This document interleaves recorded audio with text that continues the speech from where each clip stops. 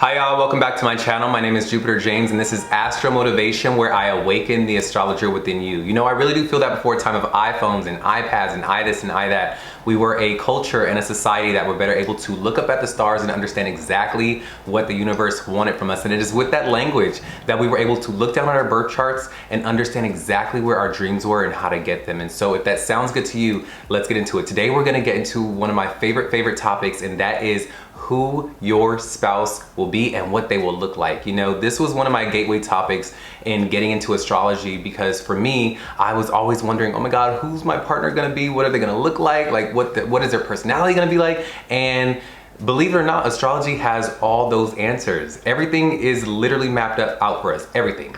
So this is a technique that I'm gonna share with you guys on how to find out if your partner's going to be big, tall, strong, smart, tall, short, you know, ugly, beautiful, it doesn't matter. Like, you can find it out with this technique. And so what this is gonna be is this video is gonna be for my Scorpio risings, or my people who have Taurus in their 7th house, okay? These things are not mutually exclusive, and for some people you can have Taurus on your 7th house without being a Scorpio rising. So just take those two things. This is for my Scorpio risings or for my people who have Taurus in the 7th house, all right? Now, before we go ahead and dissect that 7th house sign and your partner, let's go ahead and understand you, so that you understand why the universe is giving you the partner that you are being given, okay? Because it's very important. It's a key factor.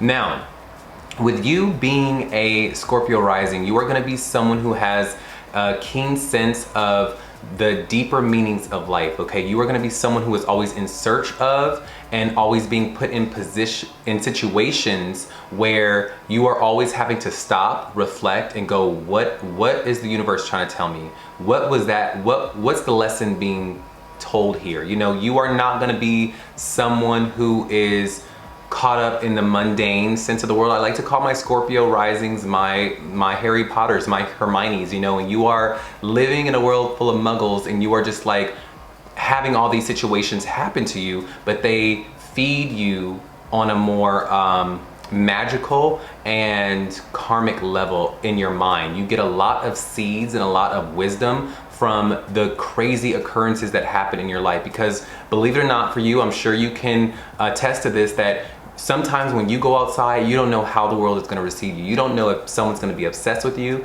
You don't know if people are going to want to fight you. You don't know if people are going to be looking at you crazy for no reason. And I know you look in the mirror like, damn, is something on my face? Did I do something wrong? Like, what is this energy that I'm getting from people?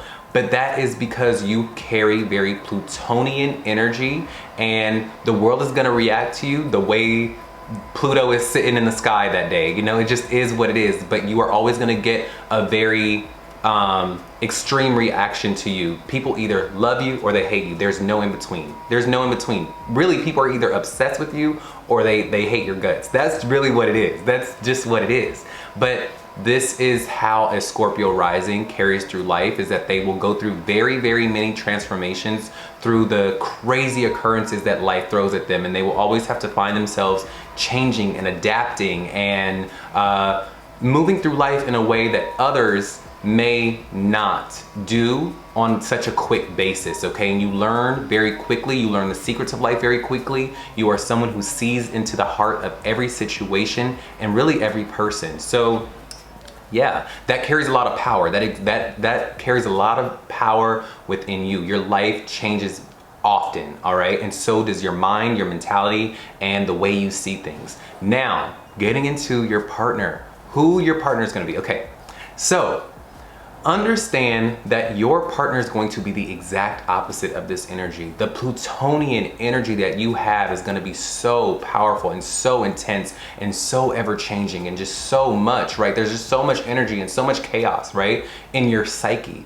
On the outside, things can look normal, but in your psyche, there's so much energy, there's so much changing, there's so much perspective being gained, there's so much secrets being unveiled to you, right? There's just so much, where your partner is just going to be like this. They are going to be the warm bed that you can sleep in. They are going to be the shoulder that you can cry on. They are going to be the rock for you that is very steady and loyal and patient and just easy. You know, they're going to be very solid. And with Taurus on your 7th house, this person can have a lot of money. They could be into art. They could be someone who just exudes stability. They're going to be very emotionally stable, and you're going to need that because you're going to have enough emotions for the both of y'all. There's going to be enough stuff happening in your life for the both of you, and you're going to need a partner who doesn't really have much going on. That's the thing about a Taurus or the person on your 7th house, that this person is not going to have much going on. You may find that you meet your partner in a time where your life is crazy, but their life is just like, oh, you know, I've just been in this apartment for 30 years and I go and get my coffee and I go to the grocery store and this is what I do every day. Where their life is just steady, your life is like this. You may meet a person like that is just so steady, just even keeled. Nothing's happening in their life because, again, like I said, there's enough happening in your life on a day-to-day basis, on a month-to-month basis, that you are gonna need someone who is able to be by your side with their undivided attention and their undivided focus and care for you, that they don't really have much going on. And that's not a bad thing. I'm not saying that this person's gonna be lazy or not a go-getter. This person is just very stable by nature, whether it be monetarily, emotionally, in their energy, in their aura. This is just who they will be, okay? Now with Taurus on your 7th house, you will have a very conventionally beautiful spouse. You may have a spouse that is very fair and easy on the eyes because Taurus is ruled by Venus, and so you're gonna have a partner that's very beautiful. They will be like model-esque looking, you know, but they will also be very strong. They will like comfort. This is also leans into the personality of the person as well. They will love food. They will like quality. They will love comfort more than anything. And so it's just funny how the juxtaposition of that goes, where you are gonna be someone, they love comfort, but what they really, really want is they want deep loyalty. They want deep, deep, deep tangible loyalty.